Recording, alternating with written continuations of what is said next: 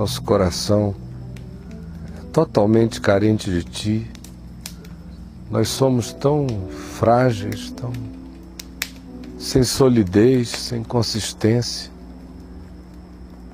Nós não aguentamos nada. Sozinhos, nós estamos perdidos. Sem Tua presença, nós somos aquilo que nós somos, que são as coisas que não são. Hoje à noite,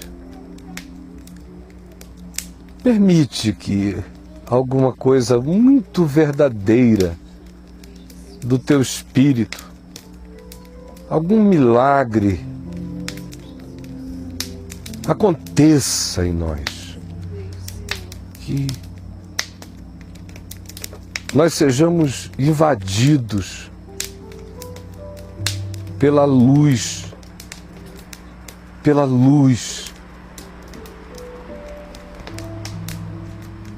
que o nosso coração ganhe um pendor diferente, que inclinações novas surjam dentro de nós. Não deixa que a gente se acostume a ouvir o Evangelho e não fazer nada com ele.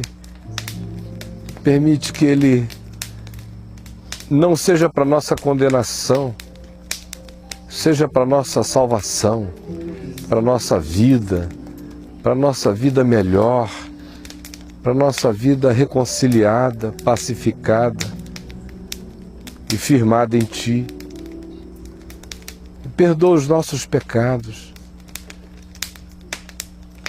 especialmente aqueles que nós nem conhecemos, que na nossa ignorância acumulam-se em nós e entortam a nossa vida. Perdoa-os e também ilumina-nos para que os vejamos. Amém. E para que sejamos curados, Amém.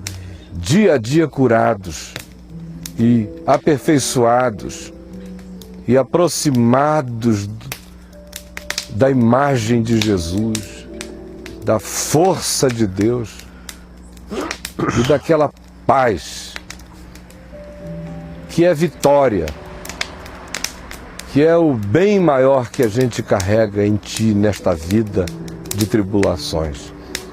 Enche o coração de cada um aqui. Não deixa que ninguém saia sem palavra, sem resposta e sem manifestação do poder de Deus. Porque a Tua realidade não consiste de sabedoria humana, mas de manifestação do poder de Deus. E é isto que queremos, em nome de Jesus. Amém e amém. Podem assentar-se, gente querida.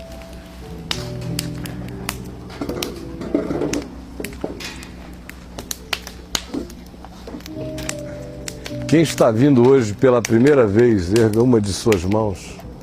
Então, bem-vindos todos que estão vindo pela primeira vez. Deus abençoe vocês todos. Muito bem-vindos, tá bom?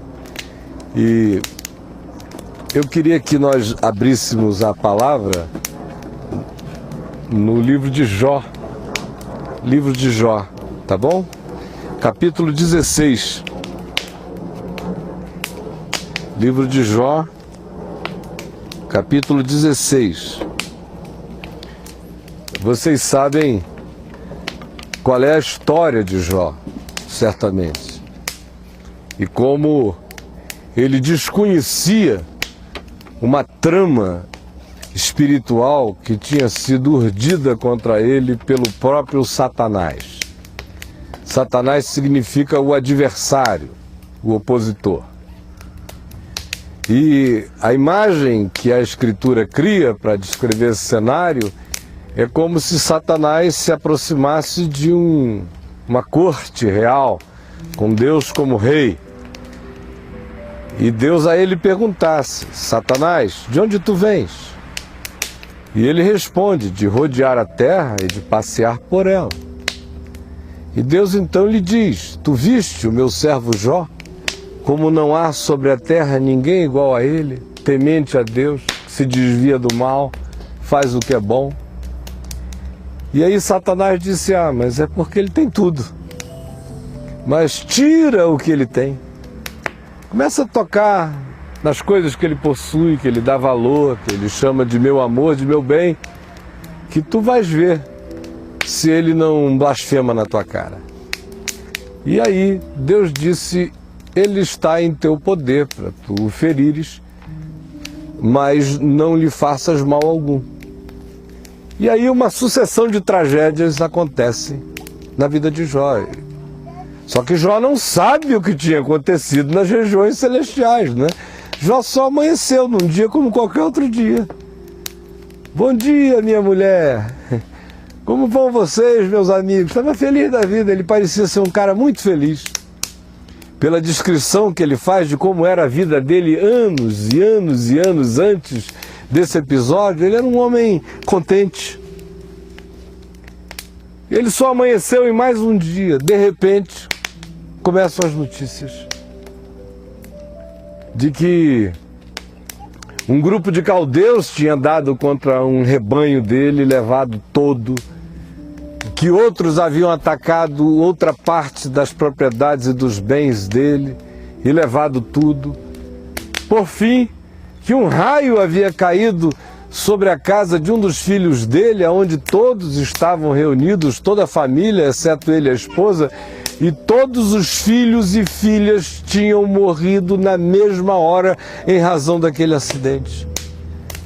Aí ele ouve isso, imaginem que diazinho extraordinário este. E quando ele ouve essa notícia, ele simplesmente diz, o Senhor o deu, o Senhor o tomou, louvado seja o nome do Senhor. Aí Satanás aparece de novo na corte celestial. Jó não está sabendo nem do primeiro encontro, muito menos do segundo, ele só está gemendo de dor. E Deus pergunta, tu viste o meu servo Jó? E Satanás diz, ele só está reagindo assim porque tu não tocaste ainda na carne dele. Toca na carne dele, toca nele, nas entranhas, na pele, no sangue, nos ossos. Gera dor constante, ininterrupta nele, tu vais ver se ele não blasfema na tua cara. E o Senhor disse, tu tens permissão de tocar nele, só não lhe tires a vida.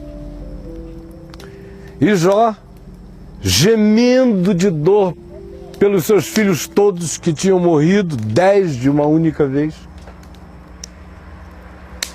totalmente desamparado de seguranças materiais, porque tudo que ele possuía tinha sido levado também do dia para a noite, e ele não está enlutado com dores até a morte, ele também foi arrancado dele o poder de cuidar da própria vida. E agora, para piorar, ele acorda mais um dia sentindo todas as dores do mundo e crescem os sintomas de maneira avassaladora, erupções aparecem na sua pele, uma febre incontrolável graça, seu corpo fica purulento, seus ossos queimam, suas juntas ardem, não consegue se mexer.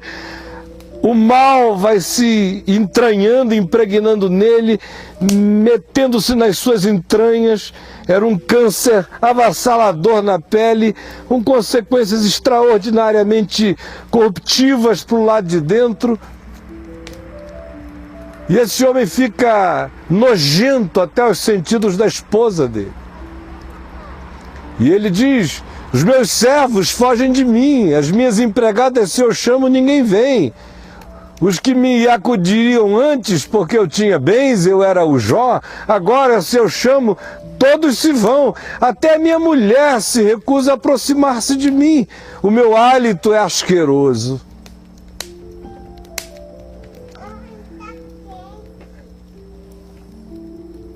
E a mulher dele, vendo-o naquele estado e olhando para a calamidade toda que havia acontecido, vira-se para Jó e diz, por que tu não blasfemas do nome de Deus e morres aqui? E ele disse, o que é isto, mulher? nós recebemos o bem do Senhor, porventura também não receberíamos dele o mal? E nem aí Jó blasfemou contra o nome do Senhor. Só que alguns amigos ouviram dizer que ele estava nesse estado. E vieram de longe, amigos queridos, e se assentaram diante dele, e durante 7 dias e 7 noites não disseram uma palavra, só fizeram silêncio e se condoeram da dor dele e choraram com ele. Depois de 7 dias, Jó rompe aquele silêncio e começa a amaldiçoar o dia do seu nascimento. Dizer que aquele era um dia de trevas, que ele não devia nunca ter nascido, nunca devia ter saído do ventre da mãe. E vomita uma quantidade enorme de agonias, de tristezas, de perplexidades, de dores, de choques, de encontros com o absurdo, de questões para as quais ele não tinha resposta, porque ele não tinha nenhum consolo de saber que o que lhe tinha acontecido antes havia sido objeto de um conflito espiritual que poderia até emprestar algum significado para a dor que ele estava experimentando. Ao contrário, ele só abriu a porta num dia e a calamidade toda começou a acontecer em série e não parou, sem nenhuma explicação, sem que ele tivesse cavado nenhum buraco, sem que ele tivesse feito qualquer negócio da ambição, sem que ele tivesse seduzido ninguém, sem que ele tivesse entrado no negócio de outrem, sem que ele tivesse chamado para si algum tipo de calamidade. Ao contrário, quando tudo não podia estar melhor, tudo ficou insuportavelmente horroroso do dia para a noite. E é nesse estado que ele está, e é em razão disso que ele vomita, e ante esse vômito de agonia, os amigos dele não se controlam e começam a fazer arrazoados, e para resumir os arrazoados deles, a conclusão unânime à qual eles chegam é que Jó estava naquele estado porque Jó tinha algum pecado oculto. Tinha pecado muito feio contra Deus. Jó, a gente está calado, em consideração, em respeito, mas já que agora você está afrontando a Deus, amaldiçoando o dia do seu nascimento, já que agora você está incapacitado de ser grato, então, Jó, nós vamos abrir a boca. E na nossa opinião, isso tudo está acontecendo bem feito. A gente não sabe a razão, a gente não sabe o que é, mas a gente sabe uma coisa: você está em pecado. E você está escondendo isso. Nós não podemos dizer qual é o seu pecado, mas que você está, você está. E você sabe, Jó. Aí o Jó perdeu a cabeça. Já começou a brigar com eles, foi uma confusão filosófica e poética extraordinária. Até que a gente chega neste ponto aqui da história, no capítulo 16, e para quem quiser lê-la toda, tem aqui o livro de Jó, e tem também o meu livro, O Enigma da Graça, que é todo ele sobre o livro de Jó. Mas a gente chega neste ponto da história, em que Jó diz o seguinte: eu tenho ouvido muitas coisas como estas, baboseiras de vocês, todos vós sois consoladores molestos. Vocês conhecem aqueles consoladores molestos? Aquele cara que vem se solidarizar com você, é pior a visita dele do que a do diabo. Porventura não terão fim essas palavras de vento? Pergunta Jó a eles. Ou que é que te instiga para responderes assim? Por que vocês estão com essa ânsia de ficar me dando respostas? Eu também poderia falar como vós falais, se a vossa alma estivesse em lugar da minha, só inverter os papéis. Eu poderia dirigir-vos um montão de palavras e menear contra vós a minha cabeça. Poderia fortalecer-vos com as minhas palavras, e a compaixão dos meus lábios abrandaria a vossa dor. Se eu falar, a minha dor não cessa. Se me calar, qual é o meu alívio? Na verdade, as minhas forças estão exaustas. Tu, ó Deus, destruíste a minha família toda. Testemunha disto é que já me tornaste encarquilhado. A minha magreza já se levanta contra mim e me acusa cara a cara. Na sua ira me despedaçou Deus e tem animosidade contra mim, só pode ser. Contra mim rangeu os dentes e como meu adversário aguço os olhos. Homens abrem contra mim a boca, com desprezo me esbofeteiam e contra mim todos se ajuntam. Deus me entrega ao ímpio e nas mãos dos perversos me faz cair. Em paz eu vivia, porém ele me quebrantou. Pegou-me pelo pescoço, igual uma galinha, e me despedaçou. Pôs-me por seu alvo e ficou jogando flecha em mim. Atravessa-me os rins e não me poupa. O meu fel derrama na terra. Eu estou produzindo bilis para todo lado de agonia. Fira-me com ferimento sobre ferimento, fere-me com ferimento sobre ferimento. Não me dá descanso, Deus. Arremete contra mim como um guerreiro. Cozi sobre a minha pele o cilício e revolvi o meu orgulho no pó.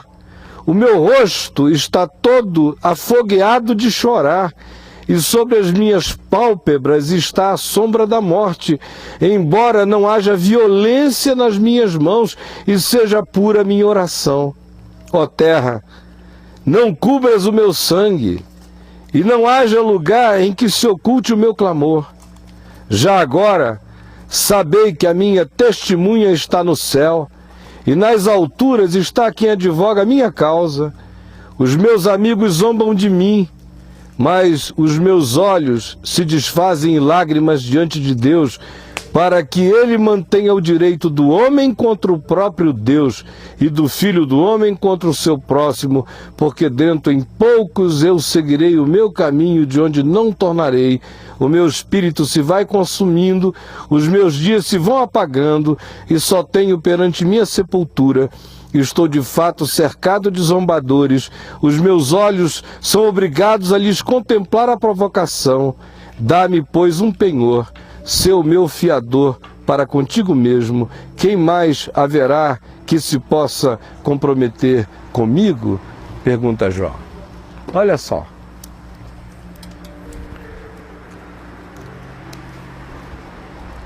A maioria de nós experimenta todos os dias, e se não é todos os dias, mas com uma frequência enorme, à medida em que vai vivendo, situações que nos chegam para as quais a gente não tem nenhuma explicação.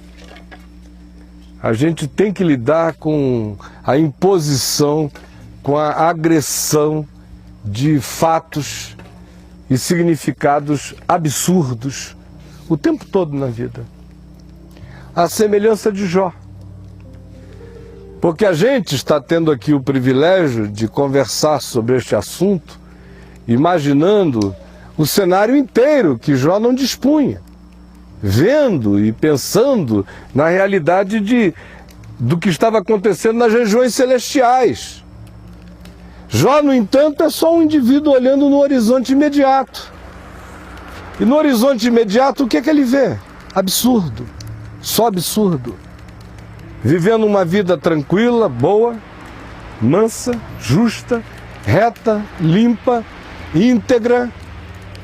De repente, abre a porta, num dia como outro qualquer, sem que ele tivesse feito nada especial, e perde tudo, e no mesmo dia perde todos, e a seguir começa a morrer, e perde até a mulher, que já não consegue mais olhá-lo com os mesmos olhos e ainda se divorcia dele em todas as esperanças, dizendo amaldiçoa Deus e morre. E o que sobra para ele é nada. E para piorar a circunstância, ainda tem a interpretação dos outros. O que os outros pensam, o que os outros dizem, o modo como os outros julgam, o que eles projetam a partir deles mesmos sobre você. E você simplesmente fica num mundo onde você não entende nada acerca de Deus, você não entende nada acerca da vida e você não entende como aqueles que poderiam e deveriam ser solidários com a sua vida se dessolidarizam dela de maneira tão rápida e ainda se tornam os seus juízes. De modo que ninguém tem segurança de nada, você pode começar o dia de um modo e terminá-lo de outro. Você pode estar seguindo o curso tranquilo da caminhada e de repente ver tudo se alvoroçar do dia para a noite, sem que necessariamente você tenha feito coisa alguma. Aí quando isso acontece, inevitavelmente, o coração da gente mergulha em grandes e grandes questões e dúvidas e perplexidades. Para não falar que, se a dor for aguda demais, o indivíduo fica possuído por total falta de significado. Ele começa a amaldiçoar o dia do nascimento. Ele começa a dizer: eu não devia ter nascido. Todo mundo aqui conhece esse sentimento. Uma hora ou outra você já foi para o banheiro, jogou a água na cabeça e chorou desesperadamente, botou a cara no ralo e teve vontade de passar pelo esgoto. E se você pudesse se suicidar sem se suicidar, muita gente teria, em algum momento de desespero, dado um clique num botão. Até por acidente. Pá!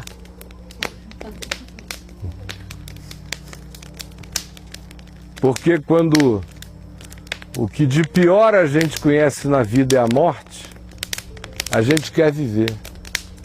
Mas quando o que de pior a gente conhece na existência é a vida, aí nesse tempo e nessa hora você quer morrer. Enquanto o pior inimigo é a morte, está longe de você, é uma contagem regressiva, você vai vivendo e quer viver. Mas o duro é quando a morte passaria a ser um refúgio. Quando você gostaria muito de ser consolado por ela e não por esses amigos. Consolado pela morte, ao invés de ainda estar assistindo a minha desgraça, de camarote, imperdível. Quando a vida fica assim, a morte vira o refúgio. E quando a morte vira o refúgio é porque nada mais tem sentido para o indivíduo agora. Eu sei que todos vocês estão me compreendendo isso em níveis diferentes. Tem gente que não padeceu nada praticamente ainda na existência até aqui, só imagino que possa ser. Outros já comeram bocados difíceis, esses compreendem bem melhor. O fato simples é um só. O que a gente tem que fazer quando a vida se apresenta a nós desse modo? Quando a nossa ignorância não nos consola, não nos traz nenhum elemento que nos seja fortalecedor da vida para que a gente continue, porque à nossa volta tudo esteja completamente arruinado. O que a gente faz nessa hora? Sem falar que a gente não sabe de nada mesmo. A gente está amanhecendo aqui, abre a porta, algo acontece, a gente lida só com o imediato. Meu Deus, os caldeus me roubaram, ladrões assaltaram outra propriedade, todos os meus filhos morreram. A gente fica preso ao imediato. Desconhece o que está para além e não são só tramas espirituais. A gente desconhece um monte de outras coisas. Quase todas elas, ou todas elas. Você amanhece extremamente irritada, com ódio de todo mundo, com raiva, eriçada. Aí começa a orar: Senhor Jesus, segura esse diabo que quer se manifestar em mim. Que negócio é esse? Sai, Satanás. Aí passa o dia inteiro em vigilância espiritual, lê até o Salmo 91, para ver se fica livre daquela opressão. Aí 2 dias depois você descobre que era TPM. Não era o diabo, era TPM, você menstruou e diz: ai, que alívio, meu Deus, não era uma opressão espiritual, era uma TPM. Ou como eu, passei uma noite inteira expulsando um demônio, no tempo que eu expulsava muitos por dia. E aí a noite inteira expulsando um demônio de um missionário presbiteriano, que estava sob uma sujeição espiritual, é uma longa história, não vale aqui o caso descrevê-la. O fato é que até 5 da manhã eu estava ali expulsando o demônio. E voltei para casa muito angustiado de ver aquele irmão, amigo, colega de ministério naquele estado. Eu era novinho na fé, tinha 19 para 20 anos de idade. E triste com aquilo, com a esposa dele, com o que tinha causado tudo. Aí fui para casa, sem dormir. E 10 horas da manhã comecei a me sentir mal. 3 da tarde eu estava horrível. 6 da tarde eu estava vendo tudo escuro. Aí quando deu meia-noite eu falei, vai ver que é resíduo daquele diabo. Só pode ser. E passei o resto da noite, olha, encarando o bicho na testa, de frente. De manhã eu estava com hepatite do pior tipo, todo ictérico. O meu diabo era hepatite. Agora imagina só o que a gente enfrenta na vida de brigas que não são. Tem um transtorno hormonal. O indivíduo fica propenso a determinadas coisas. Ninguém sabe o que está acontecendo, nem ele, mas todo mundo diz, fulano é um nervoso desesperado, eu nunca vi um cara, deve ser um espírito ruim, e o coitado está ali, ó, vivendo numa ebulição que ele mesmo não consegue explicar porque que dentro dele as coisas estão naquele estado, e ele diz, eu quero ser normal, eu devo ser ruim mesmo, Depois de um tempo, o transtorno hormonal vira ruindade, para ele, para os outros e para todos. O cara era esquizofrênico. Mas quantos esquizofrênico foi tratado como endemoniado no Ocidente? Ou o cara carregava dentro de si algum tipo de elemento que gerava uma desarmonia, que provocava uma mudança de comportamento. Elemento esse desconhecido por todos e para todos, mas as consequências comportamentais e visíveis eram por todos percebidos e todos julgam, presumem entender, e o próprio indivíduo às vezes se mata de agonia, se associando ao que de pior ele possa se associar sem saber que a causa era absolutamente banal.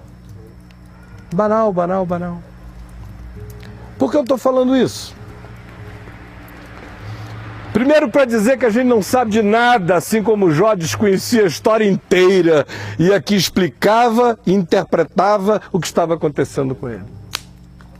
Segundo, para dizer a você que ao invés de você ficar angustiado e desesperado com o que porventura esteja acontecendo, ou com o que você esteja sentindo, não se entregue nem ao que está acontecendo, nem ao que você esteja sentindo, porque de fato você não sabe nada.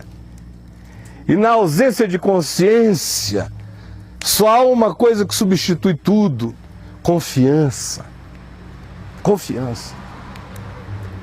Aí você me diz, mas o que eu faço de fato quando essas coisas vão se avolumando e se encadeando de modo que eu mesmo não compreendo, não entendo, estou cercado pelo absurdo, não terei jamais uma resposta para nenhuma dessas coisas, no entanto eu tenho que seguir vivendo. O que eu faço? Eu li especialmente o capítulo 16 de Jó, porque para mim aí está a resposta mais importante, mais essencial que a gente tem para dar a si mesmo e à vida quando a existência nos cerca com esses círculos de absurdo, de opressão e de esmagamento.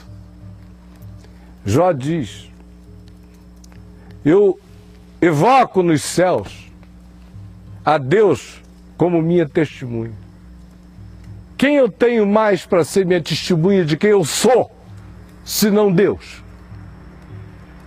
E se o que está me acontecendo está acontecendo porque Deus resolveu agir assim em relação a mim, eu convoco Deus para advogar a minha causa contra Deus.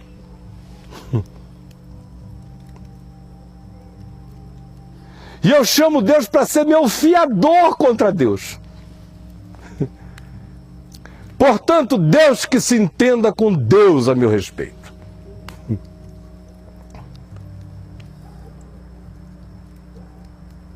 Porque Jó em momento algum poderia dizer Deus não é. Ele só poderia dizer eu não entendo o que Deus está fazendo, mas Deus, ele sabia que era Deus. Aí ele pega e diz eu constituo Deus para se entender com Deus a meu respeito. Essa é a única coisa que a gente tem que fazer. Nesse dia, nessa hora, simplesmente diga, Deus, o Senhor se entenda com o Senhor a meu respeito. Quem tem a consciência espiritual de compreender o significado dessas coisas, ao fazê-las desse modo, abala céus e terra e inferno. Na hora que a gente cresce em fé, para deixar de ficar perguntando por quê, para abandonar a necessidade de explicações, para dar de mão a curiosidade mórbida de entender o sentido da desgraça, quando a gente larga isso tudo e simplesmente diz, Deus, que tu te entendas contigo a meu respeito. Quando a gente faz isso, os próprios homens se calam ao nosso redor. Enquanto a gente fica lutando com eles, a gente só prolonga os conflitos, mas na hora em que a gente diz que Deus se entenda com Deus a meu respeito, o céu silencia e o inferno se contorce. Na hora que você, sem saber de nada, ignorando tudo, confia em Deus até contra Deus. Mas a tua vida é dele. E a segunda coisa que a gente tem que fazer numa hora dessa, ao invés de se entregar às reflexões angustiantes de busca de um significado, de uma explicação que a gente jamais terá, ou se tiver, será porque Deus venha nos revelar, mas nós não a alcançaremos com a própria mente, e se a alcancemos muitas vezes, acontece porque Deus vai iluminando a consciência da gente à medida em que o tempo vai transcorrendo e a gente vai discernindo o que ficou para trás, mas no dia chamado hoje, que é dia de salvação, raramente é dia de explicação, só é dia de confiança. E aí a gente confia e segue. E segue exclusivamente no espírito do Salmo 37, que é a resposta da vida da maneira mais simples e prática, abrindo mão de toda e qualquer necessidade filosófica de compreensão de qualquer coisa.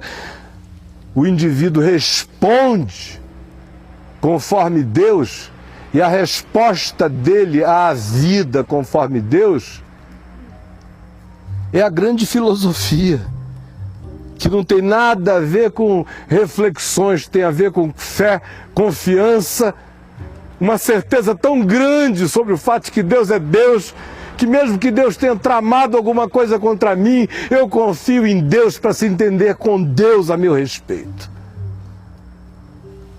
E uma vez que isso está feito, eu vivo. E vivo assim, nesse espírito do Salmo 37. Não te indignes por causa dos malfeitores. Porque numa hora dessa a gente olha muito para os que fazem o mal e não recebem nada de ruim nas vidas deles. Na hora que você está andando tudo legal, limpo, uma vida pacificada, tranquila, e a calamidade chega, assim que as feridas vão começando a fazer casca, a primeira coisa que a gente faz é olhar para o lado e começar a tentar ficar com raiva de Deus nos outros.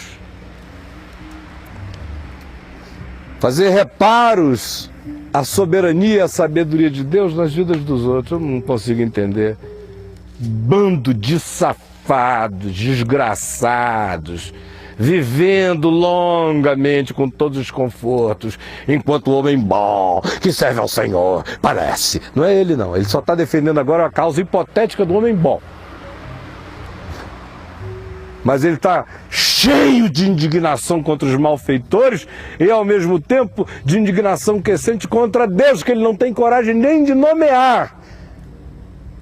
Mas na covardia da nomeação, ele projeta tudo que ele sente sobre o outro, que de fato é malfeitor, mas que não era percebido com essa intensidade toda por ele, até que a dor dele tenha chegado nesse estado, que agora exacerba tudo e ele se torna um ser amargo e cheio de juízos.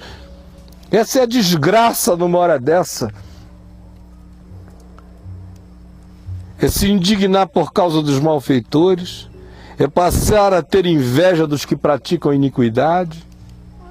Por isso é que frequentemente quando esses estados se estabelece à nossa volta, não raramente o resultado é a produção de uma reação nas pessoas que vai tornando-as cada vez mais pioradas. Aí um abismo vai chamando outro abismo cada vez mais. Porque a indignação, a inveja contra a maldade, contra a iniquidade, vai gerando em nós uma desistência do bem. Por isso o Salmo diz, não te indignes e nem sintas invejas, pois eles dentro em breve definharão como a relva e murcharão como a erva verde. Quanto a ti, confia no Senhor e faz o bem. Nada de autopiedade, nem de comparações, nem ficar querendo saber, meu Deus, por que eu, logo comigo? Eu vejo tanta gente safada, encontrando um ombro, um abraço, um beijo, uma cama, um passeio legal, nem que seja com canalha de vez em quando. E eu estou aqui, assim sentindo essa indignação extraordinária. Devocional, Senhor, mas dá uma raiva danada dos malfeitores. Quanto a ti, confia no Senhor e faz o bem. Não deixa que nenhuma dessas coisas desvie o teu caminho. Nosso caminho muda com uma facilidade enorme quando a gente olha para outros ou permite que a interpretação de terceiros desvie o nosso passo sereno a respeito de quem nós somos. Habita na terra e alimenta-te da verdade.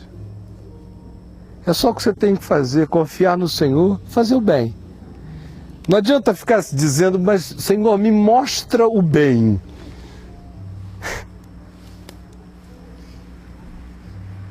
Aí o Senhor vai dizer, olha, eu vou te mandar para Deus, hein? Deus vai te dizer, eu vou te mandar para Deus. Pare com isso, todo mundo sabe o que é bom. Confia no Senhor e faz o bem. Sem filosofia nenhuma. Faz o bem.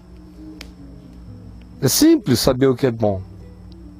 Só pergunte, se eu estivesse nessa situação, o que eu queria que fosse feito a mim, que você vai saber na hora o que você gostaria. E aí você vai saber o que fazer para o outro. O que é bom. O bem. Habita na terra. Em qualquer terra, a terra que Deus te deu, te botou, habita lá e alimenta-te da verdade. Não muda o curso do teu caminho, continua a comer verdade. É verdade, a única comida. Agrada-te do Senhor. Mesmo sem compreender nada, agrada-te de Deus. E Ele satisfará os desejos do teu coração. Entrega o teu caminho ao Senhor. Todo ele. Entrega a Ele, ao Senhor. Confia. Confia nele. E o mais, qualquer que seja o mais, qualquer que seja a adição, Ele fará. O que você tem que fazer é entregar o caminho que é teu, que é caminho bom, porque você procura confiar no Senhor e fazer o bem, não se indignar e nem ser movido por inveja. Está aqui no bom caminho. Agrada-te do Senhor e Ele satisfará os desejos do teu coração. Entrega o teu caminho ao Senhor, confia nele. E o que mais houver para ser feito, Ele fará. Fará sobressair a tua justiça como a luz e o teu direito como o sol ao meio-dia. Descansa no Senhor e espera nele. Não te irrites por causa do homem que prospera em seu caminho, por causa do que leva a cabo os seus maus desígnios. Deixa ir, abandona o furor, não te impacientes, certamente isso acabará mal. Mais um pouco de tempo e já não existirá o ímpio. Procurarás o seu lugar e não o acharás, mas os mansos herdarão a terra. É inevitável a ignorância. A gente não sabe mesmo de nada. Nada. Você tem alguma lembrança de alguma situação na sua vida em que você tenha sido terminantemente contra algo? Que hoje seja uma coisa que você olha e inegavelmente diz, ela é muito boa. Mas que no tempo em que ela estava começando a se manifestar, você lutou de todos os modos e disse, é abominável, não quero. Mas foi convencido pela vida de que aquilo era uma bênção, se tornou numa grande bênção. Já teve essa experiência? Eu já tive muitas. Muitas. Pode ser que eu seja diferente de vocês, ou pode ser apenas que eu tenha uma memória melhor. Ou tenha coragem de me lembrar do que eu não esqueci ainda. Mas quantas vezes? É que a gente tenta deletar essas informações da cabeça da gente. A gente sempre tenta guardar aquelas nas quais a gente foi o profeta do que aconteceu. E a gente diz, eu bem que disse, e faz um discurso. Agora, do que a gente disse e não foi, raramente você encontra pessoas lembrando e dizendo, eu estava totalmente equivocado quanto a isto, graças a Deus, fazendo remendos. Enquanto esse dia não chega, a gente convive com a ignorância mesmo. A gente tem opiniões acerca da ignorância, na nossa ignorância. O que é bom, a gente tem que sempre tentar fazer. Mas existem aquelas zonas, e elas são em grande quantidade, em que a gente está lidando com situações extremamente misteriosas que estão para além do nosso alcance. São essas que nos deixam chocados. E quando elas caem sobre nós e tocam quem a gente ama e atingem a nossa vida e nos tiram do lugar e nos alvoroçam e nos desassossegam e fazem com que a gente já nem se reconheça mais depois que elas aconteceram, ou que nós não sejamos mais reconhecidos por aqueles que a gente quer bem e ama, quando isso acontece, se o seu coração não se firmar nessa convicção de que Deus é Deus, e de que embora você não esteja entendendo nada, você confia em Deus, ainda que seja Deus contra Deus, mas a sua confiança está nele e na vitória da justiça e do amor dele em seu favor. E não deixa que o coração se renda a tudo aquilo que se transforma em adoecimento da alma adoecida, em catastrofização daquele que já está em estado catastrófico e que fica ainda pior, porque se entrega aos sentimentos catastróficos que vão virando amargura, inveja, ódio, ressentimento no coração. Ao invés disso, se a resposta da confiança é entregar o caminho ao Senhor e dizer, eu não estou entendendo nada, mas eu creio que Deus está entendendo tudo por mim, e que Ele cuida disso tudo por mim, e que o resultado disso tudo será um produto inimaginavelmente melhor, ainda que hoje eu não compreenda nada. Como disse Jesus a Pedro, o que eu faço, tu não sabes agora, compreendê-lo-ás depois. Depois pode ser só na eternidade. Tem coisas que a gente só entende quando a gente passa para lá. Agora, há muitas outras que a gente vai entendendo à medida em que o tempo vai passando. O próprio Jó não levou tanto tempo para entender. Quando Deus mudou a sua sorte, do dia para a noite. E depois, no curso de anos, lhe deu outros 7 filhos e 3 filhas. E restituiu tudo a ele, muitas vezes mais. Ele olhou para trás e entendeu muita coisa. Mas se Deus não tivesse restituído os filhos e não tivesse feito nada, ainda assim, se ele tivesse se mantido em confiança, ele iria olhar para trás e iria dizer: eu não tenho hoje os tesouros que um dia tive do lado de fora. Mas do lado de dentro, eu nunca fui tão rico. Porque se você mantém a confiança no Senhor, na hora da perplexidade, e não desiste da confiança em perseverança, não importando o que, caminhando pela fé, sem se deixar emocionalizar, levar, agitar por ventos distintos ou perplexantes, mas antes mantiver a confiança, o resultado será só um. No fim a gente sempre compreende, e compreende que foi-nos bom termos passado pelo que a gente passou, porque se o coração ficar firme no amor e na confiança, o resultado disso é um tesouro inimaginável. Eu não estou preparando ninguém aqui para catástrofes, não. Isso não é um curso de catástrofe. Não é aquele programa do National Geographic chamado Desastres Aéreos. Não é isso, não. Eu só estou dizendo a vocês que é inevitável. Inevitável.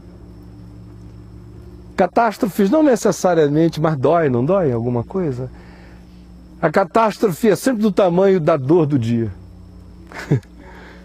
Por isso Jesus disse: basta cada dia o seu próprio mal. Hoje, firme no coração essa disposição. Você não está entendendo um bocado de coisa, e saiba, você não entende nem o que acontece no seu corpo, nem nos seus hormônios, nem nas engrenagens neuronais da dimensão física da sua existência. Vai entender o que mais? Agora creia que você está sendo apenas acachapado pela sua ignorância, mas que acima da sua ignorância existe sentido, significado. E se você não está entendendo agora, é porque ainda não chegou a hora de entender. Chegou a hora de crer sem entender nada, de caminhar e ir adiante sem compreensão alguma, mas mantendo a compreensão original de que seja o que for que aconteça, o justo viverá pela fé. E eu peço a Deus que se entenda com Deus a meu respeito. Deus não é um problema meu. Eu não vou resolver nenhum problema de Deus, não vou equacionar Deus, não vou melhorar Deus para mim, não vou fazer Deus melhor para Ele, não vou fazer nada com Deus. Deus não vai aumentar, Deus não vai diminuir, Deus é Deus. E eu creio nele. Então que Deus se entenda com Deus a meu respeito. E é na cruz o lugar onde Deus se entendeu com Deus a nosso respeito. Aonde Deus brigou com Deus, aonde Deus foi o réu em Jesus, em meu lugar, aonde Deus foi o juiz sobre mim em Cristo, aonde Ele foi a oferta em meu lugar em Cristo,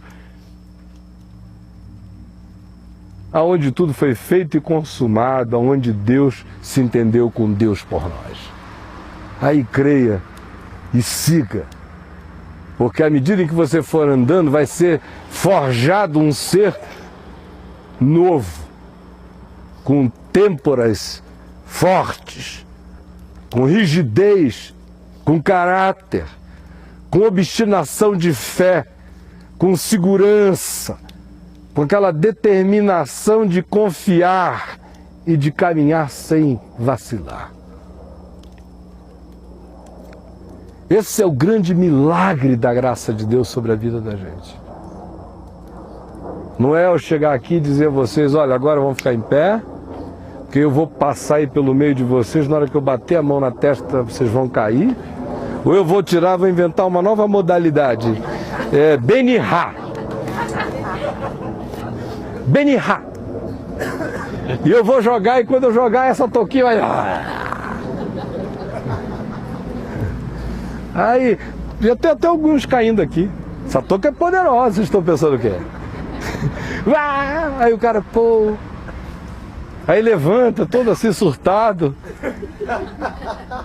O que foi que você viu? Não vi nada, eu estou me sentindo uma maravilha. Aí vai para casa e o pau continua cantando e ele continua tendo que vir a um lugar como esse, buscar cair para ver se esquece. É porrezinho de crente. Aquela quedinha, para ver se ele esquece.